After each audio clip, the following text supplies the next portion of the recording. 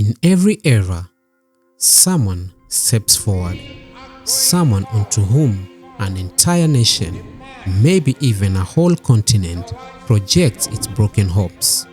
Sometimes they rise and fall like martyrs. Sometimes they rule until they rot. And sometimes they just disappear, leaving nothing but a trail of disappointment. Today, in West Africa, the name on everyone's lips is Ibrahim Traore, a 34-year-old soldier who now leads Burkina Faso. To some, he's a defiant flame in the darkness.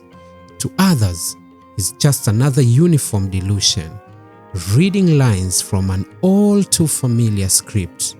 So, who is he? Savior? Symbol? Or something else entirely?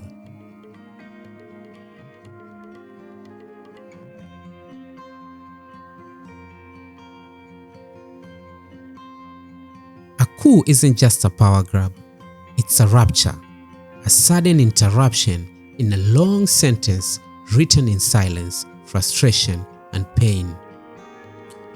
When Traore took power in September 2022, he wasn't just stepping into office, he was stepping into a void, a vacuum left by crumbling institutions, a rising jihadist insurgency, and the long shadow of foreign control. He came young, in uniform, and bold, speaking not to the West but to his own people, and his message: liberation, dignity, ownership of destiny. But history offers us a hard lesson. Even power claimed for the people is still power, and power doesn't always like to let go. There's something almost theatrical about it. The way Traore wraps himself in the legacy of Thomas Sankara, Burkina Faso's iconic revolutionary. Sankara was bold, radical, loved, and murdered. Traore echoes him in rhetoric, rejecting neocolonialism, criticizing the CFA franc, expelling foreign troops. He speaks of not just development, but of mental decolonization, a full unshaking of identity. To many in the Sahel, he is a breath of oxygen, an unfiltered voice in a region gasping for sovereignty. He looks and sounds like the return of pride. But here's the danger. Revolutionary words are easy. Revolutionary structures, not so much. A soldier can defend a nation or hold it hostage. Symbols inspire, but they can also mislead. This isn't a new story. Robert Mugabe led Zimbabwe's liberation, then ruled it into collapse. Yoweri Museveni brought an end to dictatorship in Uganda. Now, 40 years later, he is still there. Elections in shambles, opposition muzzled. Paul Biya in Cameroon, Isaias Afwerki in Eritrea, Teodoro Obiang in Equatorial Guinea, liberators, all of them, until they want. You see, the danger isn't always in the man himself. It's in the idea that one man, one hero, one savior can single-handedly repair the damage of colonialism, the rot of corruption, the weakness of broken institutions. Africa's wounds are deep, but personal power is no substitute for public systems. In Mali, Assimi Goïta. In Guinea, Mamadi Doumbouya. In Niger, Abdurrahman Chiani.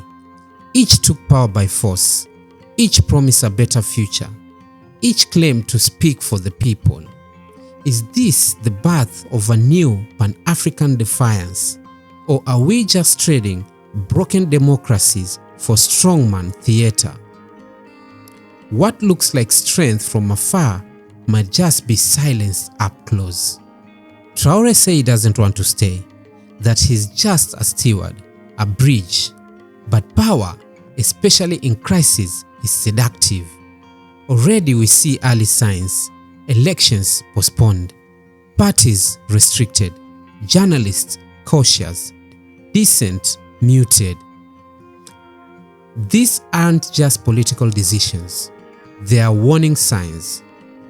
Even the most sincere leader can start to believe he is the only answer, that protection must replace participation, that democracy can wait just a little longer, and before anyone notices, the revolution becomes the regime. Patrice Lumumba never got the chance. Sankara was betrayed.